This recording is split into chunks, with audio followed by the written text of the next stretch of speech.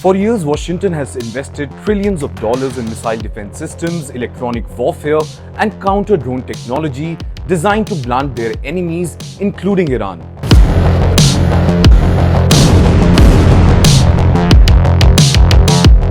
Patriot batteries, Aegis ships, and layered air defenses can intercept much of the Iranian rockets and drones that terrify the Gulf capitals. Remember, much of them, not all.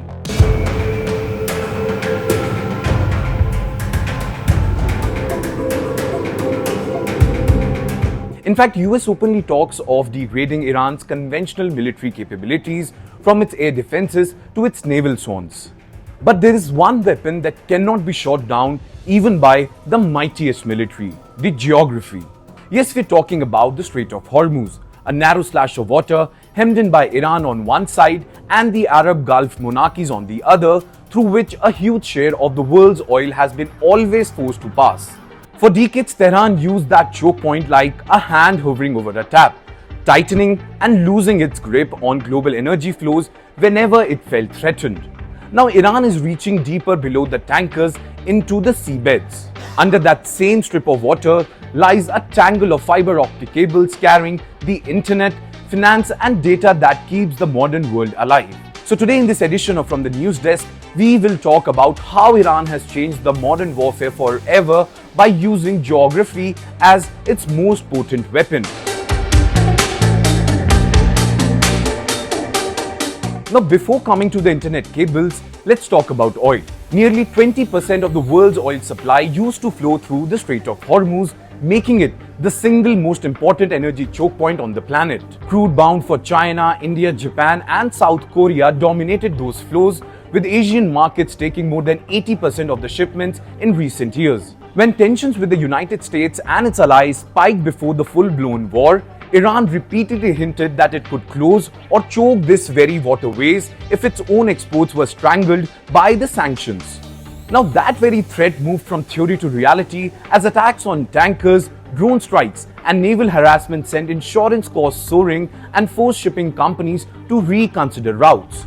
In fact, traffic through the Strait of Hormuz has dropped sharply since the start of the Iran war. And UN-linked analysis warned that disruptions in Hormuz are hitting global oil and gas supplies, feeding through the transport, trade, and already fragile supply chains across the world. This was Iran's first lesson to the world.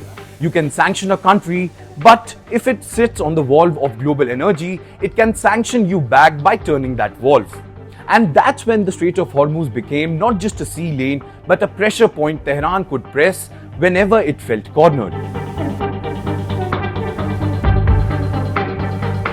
Now Tehran is moving beyond tankers to something quieter but potentially just as disruptive: the fiber-optic internet cables lying on the seabed beneath Hormuz. Now several major subsea cables, including systems linking Gulf states with Europe and Asia, pass through or nearby these waters, carrying vast volumes of data, financial transactions and cloud traffic. In fact, Iranian officials have begun floating a new idea: treating these cables the way a canal treats shipping, as in assets to be told, controlled, and if needed, threatened.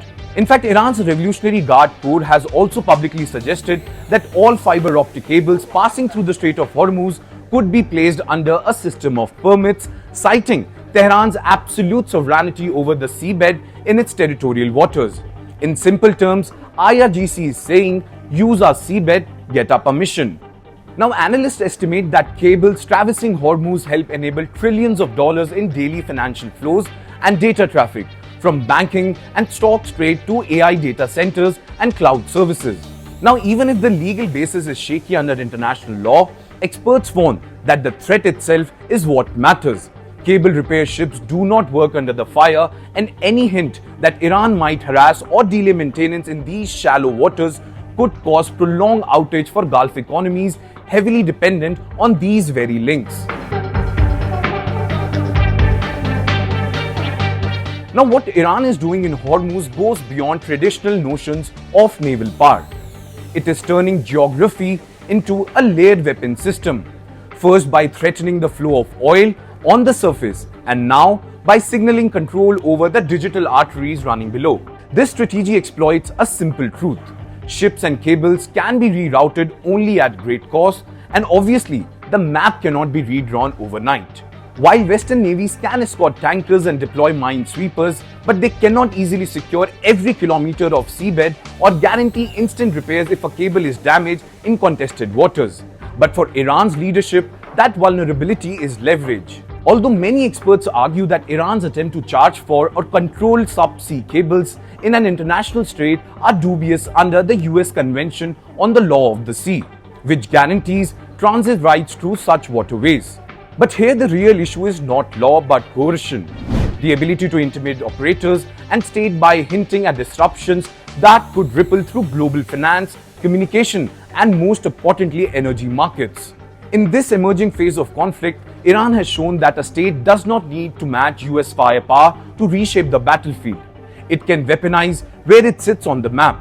It might be a narrow waterway, a crowded shipping lane, a cluster of seabed cables, and force the world to live with that reality. The United States may continue to improve its defense against Iranian drones and missiles. But until it finds a way to neutralize a choke point carved into rock and sea, Iran's most enduring weapon may not be in a silo or a launch tube at all.